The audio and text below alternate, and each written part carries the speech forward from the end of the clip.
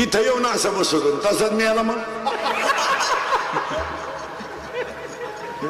याची काय गॅरंटी आहे? वाक्याने नाही का 3 गोष्टीची गॅरंटी नाही. 1 आयुष्यातला वाया गेलेला क्षण पुन्हा मिळणार नाही. 2 शरीराचे इंद्रिय पुन्हा मिळणार नाहीत. आणि 3 दूध पाजणारी आई वडील पुन्हा मिळणार नाहीत. सगळं मिळेल. शरीरातलं आयुष्यातला वाया गेलेलं क्षण पुन्हा नाही. 1 जानेवारी पुन्हा नाहीच. येईल पण वर्षानं. 1 जानेवारी येईल वर्षानं.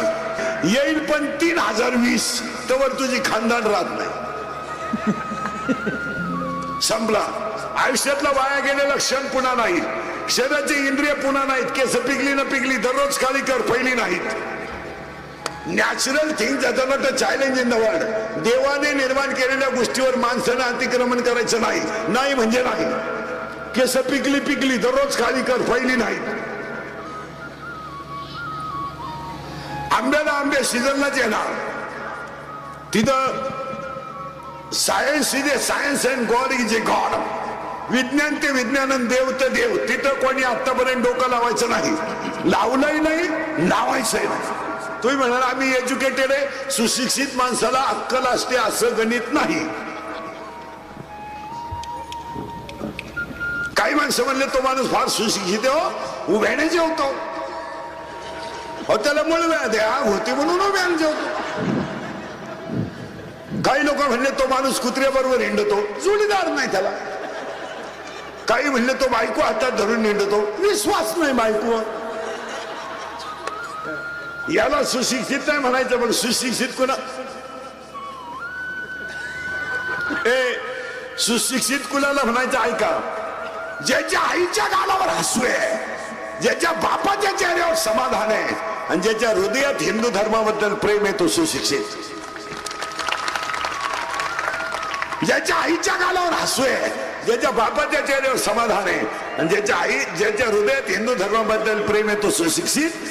कीर्तनाला सुरुवात करण्यापूर्वी चिंता बिंता काही करायची नाही आणि आपल्या कीर्तनाला बोलावं लागतं. पटलं तर हा म्हणा, नाही पटलं तर नाही म्हणा. नाही लय उत्तर, हा लय उत्तर. माझं असं म्हणणं आहे, पटलं तर हा म्हणा. माझं असं म्हणणं आहे, या जगात देव सत्य आहे, संत सत्य आहे, ग्रंथ सत्य आहे, जन्म सत्य आहे, मृत्यू सत्य आहे आणि ज्ञान सत्य आहे. यावर आपलं मत काय? बस. या जगात देव सत्य आहे. एक देव सत्य आहे. आहे का? आहे. बसणारी माणसं देव आहे का जगात? आहे. आहे तर बसलेल्या पैकी कुणी पाहिला नाही. पाहिला जर नाही तर नाही का? दळमळीत व्हायचं नाही तर मग ते चालत नाही आपल्याला. पाहिला जर नाही तर नाही का? उत्तर उत्तर उत्तर.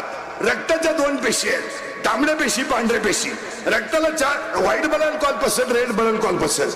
रक्ताला 4 गट आहेत, ए बी, ए बी आणि ओ. मग माझं असं तुम्हाला म्हणणं आहे, अन्नाचं रक्त तयार करतो तर हिमोग्लोबिन मुळे रक्ताचा रंग लाल आहे. रक्ताला 2 पेशी आहेत, रक्ताला 4 गट आहेत. मग आतापर्यंत रक्त बनवायचा कोणी कारखाना का काढला नाही? उत्तर, अन्नाचं रक्त बनवतो तो दिसत नाही पण आहे, त्याचं नाव देव आहे.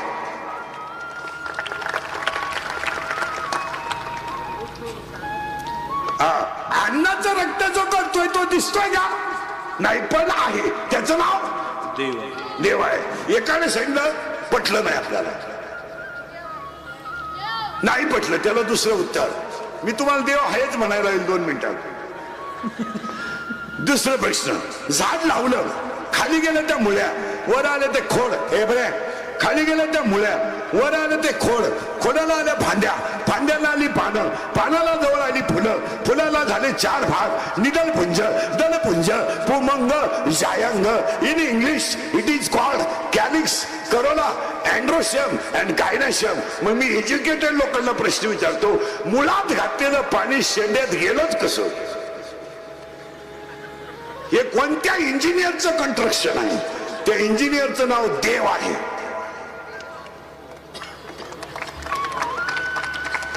एखादा म्हणेल क्रिया आहे खालून वर, वरून खाली नाही, खालून वर. त्याला तिसरा प्रश्न, नारळात पाणी आलंच कुठून? किती दिवस शाळेत जाय पण शाळा काढणारलाच कळणार नाही तर तुला काय वांग कळत? नारळात पाणी आलं कुठून? नारळात पाणी आलं कुठून? उत्तर देवाची करणी. याचा अर्थ देव आहे. एखादा म्हणला येऊ शकतं पाणी तर चौथा प्रश्न, हत्तीनं जर, याचा अर्थ देव आहे. एखादा म्हणला येऊ शकतं पाणी तर चौथा प्रश्न, हत्तीनं जर कवट खालं, हत्तीनं, हत्तीनं जर कवट खालं ना, कवट म्हणतो आपण त्याला, ते कवट, तर हत्ती कवट जर खाल्लं हत्तीनं तर हत्ती दुसऱ्या दिवशी ते कवट जसंच्या तसं टाकतो, फोडीत नाही. हत्तीच्या तोंडात जर कवट गेलं तर हत्ती कवट फोडीत नाही, पण आतला गर खाल्याशिवाय राहत नाही.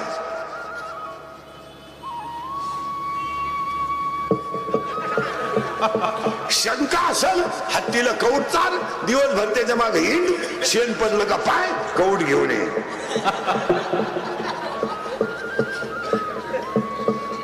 आतला गर खाण्याची किमिया. आता एक वाक्य सांगा मला, शाळा तुम्हाला बाहेर शिकवते पण संत देव तुम्हाला आत शिकवतो. सापाच्या पिलाला जन्मल्याबरोबर पळायचं शिकवलं कोणी? सापाचं पिलू जन्माला आलं का लगेच पळतंय, कारण सापाची आई पिला जन्माला येताना रस्त्याने पळत चालते आणि पिलं मागं पडलं की ती जागेवर फिरते आणि जेवढे पिलं खाता येतील तेवढी खाते ती. त्याची आई ती पिलं खाते, मग जन्मल्या जेवढी पिलं पळाली तेवढी वाचली. जी निवांत जाऊ म्हणली खाली, पण जे पाहू उद्या ग्रहपाठ करू, ग्रहपाठ लिहू उद्या रविवार आहे, जानेवारीच का लिहायचा ग्रहपाठ? शाळा सोमवारी आहे ना, मग पाहू उद्या 11ला पेपर आहे. काम तरी काय करायचं, फक्त कोठ्यात फाडायचं आहे ना. पहाटी उठून फाडू, आकृत्या वरच्या खिशात, जोड्या लावा मागच्या खिशात, आणि पर्याय निवडा पुढच्या खिशात ठेवू. असे जे म्हणले ते मेलेच. जे म्हणले आजच ग्रहपाठ करू उद्या दुसरं वाचू ते वाचले. मग सापाच्या पिलाला पळायचं शिकवतो तो देव. आता एखादा म्हणेल हे उदाहरण पटलं नाही. हॉस्पिटलमध्ये पेशंट आहे, पेशंट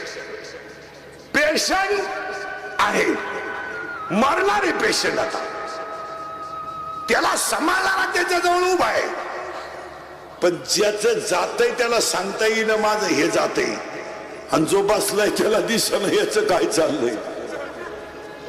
मग मरताना जातंय ते दिसत नाही, पण ते चैतन्य त्याचं नाव देव आहे.